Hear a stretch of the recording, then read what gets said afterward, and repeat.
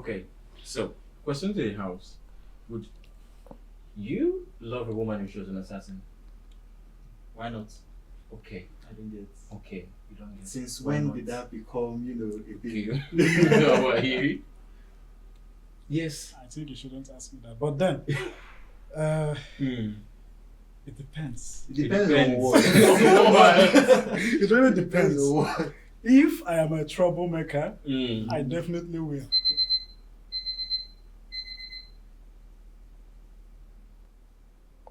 Hello, welcome to Phoenix Lens Breakdown. I am Undukunebe Chuku David Duke, and today we are talking about Night Agent Season 1. Okay, this is gonna be fun. But before then, let it be stated for the record that I was in my house and I was abducted by two. It's classified, so I can't say his name. Exactly. Agent Sutherland. Sorry, Sutherland. Is that my Mm. name? Like I said, classified. My name is Agent West. Nice to meet you all. I don't know if they are nice to meet you. And this. Are we safe? Hi, Ifeanyi Chukwu Okara Oreto Anyego. Why are you smiling? You know those kind of people that would smile and you end up in jail one way or the other. Exactly. I see what This you thing did over there. here. Okay, so welcome once again. So today we are going to be moving smoothly and deeply into Night Agent Season 1. So, okay, to get into the nitty gritty of this dish. Who's that character that you would say stands out for you in the entire series? Peter Sutherland, Okay. Diane Fall. Those two. I said that character. Don't be Why don't be can't I Oliver Twist. two? Yeah. Don't name them Because all, everyone but will then go for the, Peter Sutherland. I mean, why of not? course you are right. But the chemistry between these two people, I think the character was built with Peter and Rose, Yeah. but then they are also trying to link Diane to it. So anything Peter does goes back to Diane, Yeah. even if he was acting on his own accord without. Okay, so talking about Peter and Diane Fogg, how would you describe the dynamic between them? I think it's something like at first I Yeah. thought I was thinking it was a relative thing Okay. because I was seeing them like a mother and son Some kind of dynamics, yes, yes. yeah. But then as the thing evolves, and then I saw that okay, these guys started having doubts, which Rose was the reason why I started having those doubts, because sometimes he was always trying to play according to the books. Then this lady Rose started telling him some kind of things that made him start to have doubts, and always trying to Question everything he does. That is beautiful. I mean, looking at the story of Night Agent, the guy's life is pretty much simple, just going still after the metro bombing until he gets one particular call. Just like from the book kind of character to trying to solve problem and trying to take risk Yes. to be able to solve problems, and maybe not legally without official permits to be able to do some kind of things. But before he will always want to check in with the boss and precisely. So but that's thanks to Rose. okay, I was just gonna talk about Rose just now. So talk to me. How would you describe Rose's character development from all throughout the series? Season 1 particularly. Season 1 Rose. Rose was actually a very interesting character. I mean, we got to see her, just being a normal civilian. Yeah. And then we got to see her growth, first off, from like when everything went down with her uncle and aunts dying. And okay, the whole fearful Rose. this and that. Then we now got to see her in trouble when, there was a particular part when Peter Sutherland was in trouble. Yeah. And then they were beating him up badly. And the Rose now carried a stick. And was it a stick or like one branch? And it just hit this guy out. And I was like, Okay. This person that is usually in front of the desk typing and this is so like okay, so she can do this. And then she now picked up the gun and she was already ready to shoot. If not for Peter, she would have shot him. So I was like, okay, so she can actually have this kind of twist. And then seeing her gradually, switch, small, how, the whole storyline was just making her change bit by bit. It was actually pretty interesting. I think one of the things for me is I love how there was like a slow climb with the relationship and dynamic. I want to go to a police station, someplace safe. We don't know what's safe right now. Okay, we don't know who's behind what happened to your aunt and uncle, and I don't have time to get you to trust me. But what I can tell you are my orders, which are to protect you with my life, and I will do that. I don't know you. You can know me later. Right now, we have to get through the night. They didn't do the typical see you hero fall in love. Exactly. That's what I've spoiled it for me too. Me too. Yeah. Exactly. So it was all slow and gentle. I felt they were having their whole, can I trust you? I can't trust you. I mean, I literally just saved your life. Why did you not trust me like that? I was actually expecting you were the one that's called. Exactly. So I was in my called decks. me. Like I'm literally at my decks. I You shouldn't called have me. picked up that call. Precisely. Okay, so I actually really admire that, and I love when she killed Helen, the female assassin. Yeah. That was all that scene told me was, hey woman, you're attacking my man, you are going to die. Otom. Straight up. I was expecting her to at least do something. Yes. But killing off all the way. but killing her no. Oh, it was, and I loved how that happened because they told her stay in the car. Most of the time, we got to see characters in movies where the character will not do as they are told, and most of the time they end up jeopardizing the movie. Yeah, if you can recall, the first time Peter Sunderland, Rose, and those two police officers went to that apartment. Yeah. Where these two assassins always enjoy themselves in those in that jacuzzi. They told her stay in the car, which she did. Yeah. But this particular one, why didn't you stay in the car?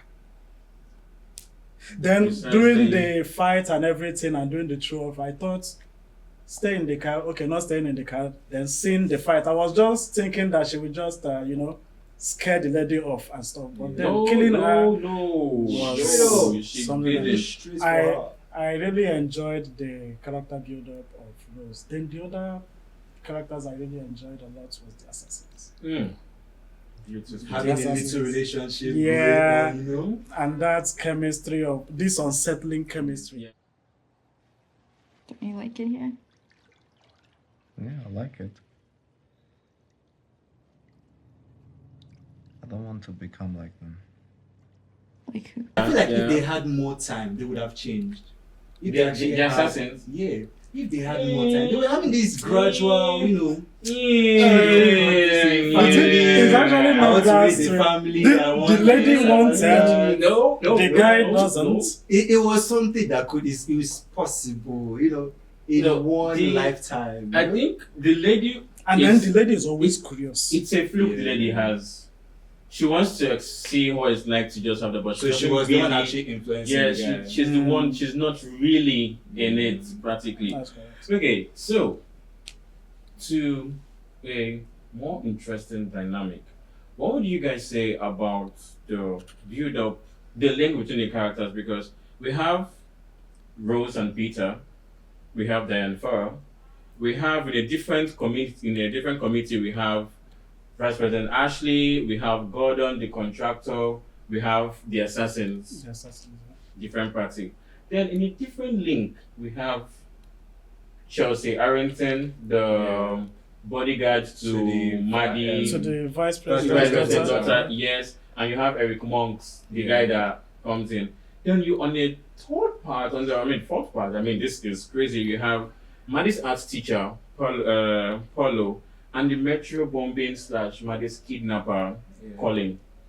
Now, this whole blend and spiral DNA mixing thing, what are your thoughts on the way the plot line was interwoven with these characters? Okay, so first off, let me start with this. Have you ever seen like all these detective movie whereby you have like a board, you see all the pictures, then see how lines drawn? Yeah. That was basically how this movie was. So like there was a lot going on. Yeah. But I like the fact that they still carried us along and made us see how everything relates with this. Like, Mhm. it was all intertwined. Yes. Yeah, and Everything had a reason. sorry in to each cut, and I place. love how things are actually happening in differences, like showing it all, Yeah. and also linking those the investigation of Rose aunt and Yeah. uncle Yeah. to that metro bombing Yes. under that cafe. Exactly. You get it? Exactly. So the twist, There was a lot of twists. there's a lot A of lot. twists. A lot. There's a lot One of of the twists. things that was so real for me was the fact that when Agent Arrington and Chelsea Arrington caught Peter and they were trying to explain, in most stories, you get to see, oh, she'll believe him immediately. Yeah. It took a lot. It took her a whole, even though she could see that the facts were not adding up. And at a certain point, I think Diane Frost's character was beginning to give out a little too much. In what sense? In the sense that they just tell you that, okay, we think this is the person who actually kidnapped Maddie. Okay. But then she is like, Nevertheless, Peter Sutherland remains the primary suspect. He showed up at Georgetown, threatened Maddie's life. when the facts were not adding up. And you know, at some point, when these two people were murdered, Yeah. the Rose The aunt the and aunt, yeah. I was the black actually suspecting ants. Diane Ford. Yeah. And secondly, I was also suspecting the guy, The FBI. the FBI, Yes, yes. the deputy The director, deputy, right? yes. He was yeah. also behaving very, very suspicious. Yeah, funny. exactly. But then later we found out that he was actually close to the to case. the case, and that's No, why. Diane Farr was actually a very interesting person. You know? Yeah. At the beginning, I was not okay. At first, I was suspecting her, Okay. and at some point, I was like, okay, no, it can't be her.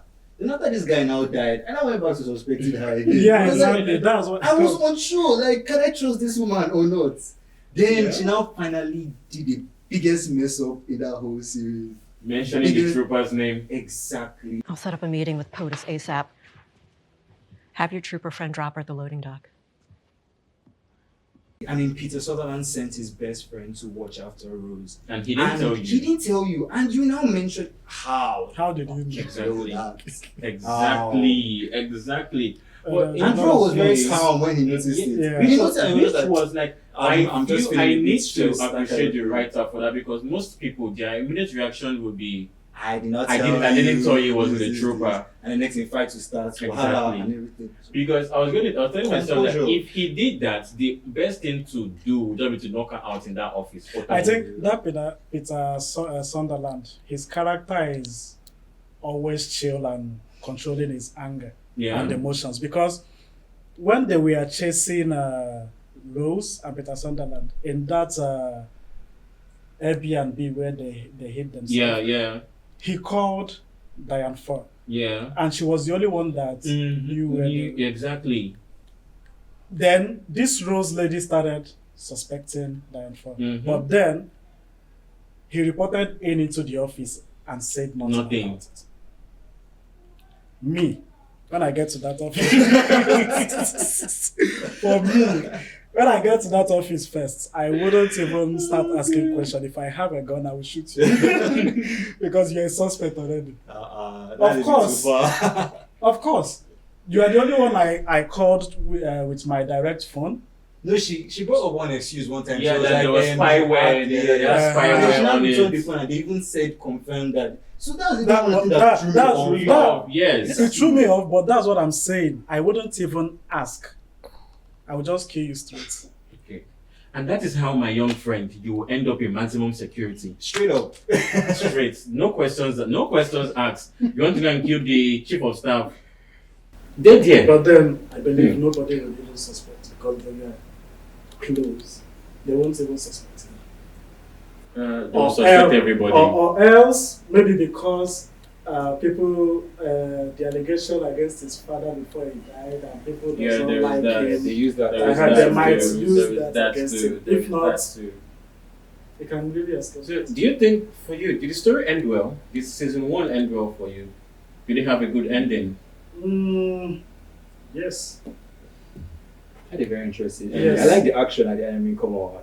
the Yes. whole Okay. aeroplane exploding, this one bombing. I mean, come Yeah. on. We got to see a lot of, how everything, Came how to all the be commotion led to this final. It was point. nice. And also a little backstory on Diane first. Yeah. Though honestly, if I'm being very How she honest, got into all this. I don't think I would have done the same thing she did.